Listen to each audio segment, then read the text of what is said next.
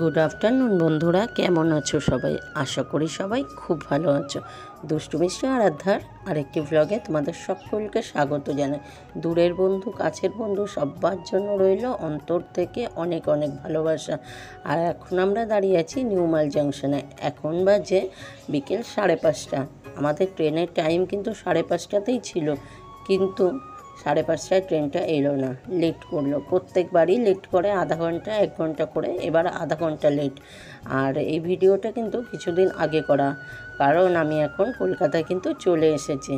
আর অনেকগুলো দিন আমি ব্যস্ত ছিলাম, খুবই প্রেশারের মধ্যে ছিলাম, তো তার জন্য আমি তোমাদের সামনে ভিডিও নিয়ে আসতে পারিনি। এইবার থেকে চেষ্টা করব রোজ একটা করে ভিডিও নিয়ে আসা। আর কেন যাচ্ছি কলকাতায় সেটাও অবশ্যই তোমাদের সাথে অন্য একটা ভিডিওর মাধ্যমে শেয়ার করব। তবে এইটুকু বলে রাখি, জীবনের সফলতার এক ধাপ এগোতেই আমি কলকাতায় এইবার যাচ্ছি। এবার তোমাদের সাথে শেয়ার করি একটু বাইরের পরিবেশটা। দেখো কি ভালো লাগছে না দেখতে বলো, কিন্তু এর মধ্যে রয়েছে অনেক রকমের জীবজন্তু। আর এক সারিতে যে গাছগুলো লাগানো, এগুলো কিন্তু চা বাগান। ডুয়ার্সে তোমরা সবাই জানো যে ধান ক্ষেতের থেকে বেশি কিন্তু চা বাগান আছে। আর প্রচুর মানে রাস্তার দুধার দিয়ে প্রচুর চা বাগান কিন্তু দেখা যায়। আর এটা কিন্তু আমার এক ধারের করা ভিডিও, আর এক ধারের ভিডিও আমি করতে পারিনি। আর আমি বেশি বড়ও করিনি ভিডিওটা। আর চলো এই সব কথার মধ্যে দুটো কথা তোমাদের সাথে শেয়ার করি। সেটা হলো, যদি লক্ষ্য স্থির থাকে আর মনে জিদ থাকে, তাহলে কিন্তু জীবনে অনেক দূর পর্যন্ত এগোনো যায়। জীবনে অনেক বাধা আসবে। তুমি যখন কোনো কাজে সফলতা পাবে বা সাফল্যের দিকে এক ধাপ এগোবে না, তখন তোমাকে সমাজের কিছু মানুষ আছে টেনে নিচের দিকে নামিয়ে আনার চেষ্টা করবে, কিন্তু সেটা তোমাকে নেমে এলে চলবে না। এটা মাথায় রাখতে হবে। প্রত্যেকটা মানুষকে এটা মাথায় রাখতে হবে যে আমি যদি দুদিন না খেয়ে পড়ে থাকি, বা আমার যদি শারীরিক কোনো রকম কন্ডিশন খারাপ হয়, বা আমার সংসারের কোনো রকম প্রবলেম হচ্ছে, সমাজের লোক কিন্তু আমাকে না খেতে দিতে আসবে, না আমার ট্রিটমেন্টের পয়সা দেবে, না আমার সংসারে কোনো রকম কোনো প্রবলেম হলে এসে হাত মেলাবে।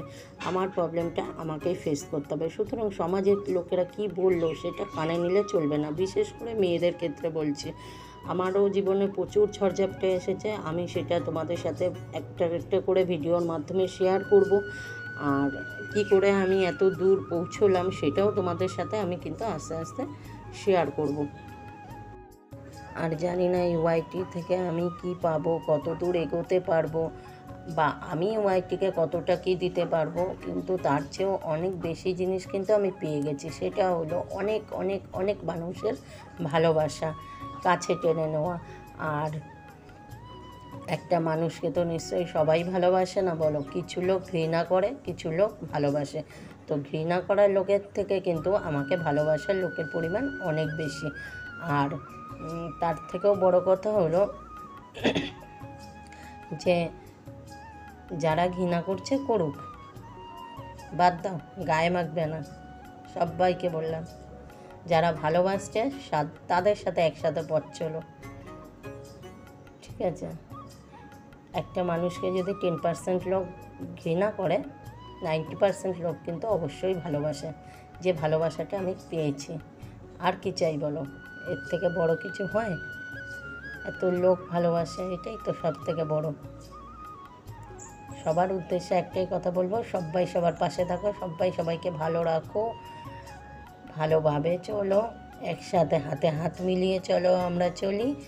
সবাই খুব ভালো থেকো, সুস্থ থেকো, সাবধানে থেকো। আর তোমাদের সাথে গল্প করতে করতে কিন্তু আমি দক্ষিণেশ্বর থেকে অটোয় উঠে গেছিলাম। বাইরে প্রচণ্ড রোদ, কলকাতায় এলাম। আর এই হলো আমাদের বাড়ি। তো চলো, ভিডিওটা আর বেশি বড় করছি না।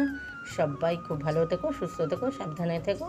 আর যদি ভিডিওটা ভালো লাগে তাহলে অবশ্যই লাইক করো, কমেন্ট করো, শেয়ার করো, আর আমার চ্যানেলটাকে সাবস্ক্রাইব করে আমার পাশে থাকো। আর অবশ্যই জীবনের লক্ষ্য কিন্তু স্থির রেখো, মনে জিদ রেখো, অবশ্যই সফলতা পাবে। তো চলো, আজকের মতো টাটা, সবাই খুব ভালো থেকো। আর আমার যে সকল বন্ধুরা ফেসবুক পেজ থেকে আমার এই ভিডিওটা দেখবে, তারা কিন্তু যাওয়ার আগে ছোট্ট করে একটা লাইক একটা কমেন্ট আর পেজটাকে ফলো করে দিতে একদম ভুলো না। পেজটাকে ফলো করে আমার পাশে থেকো, যেন আগামী দিনে আমি তোমাদের সামনে আরও সুন্দর সুন্দর ভিডিও নিয়ে আসতে পারি। আর তার জন্য কিন্তু তোমরাই আমাকে উৎসাহ যোগাবে। চলো, আর বেশি কথা বললাম না, বাই বাই।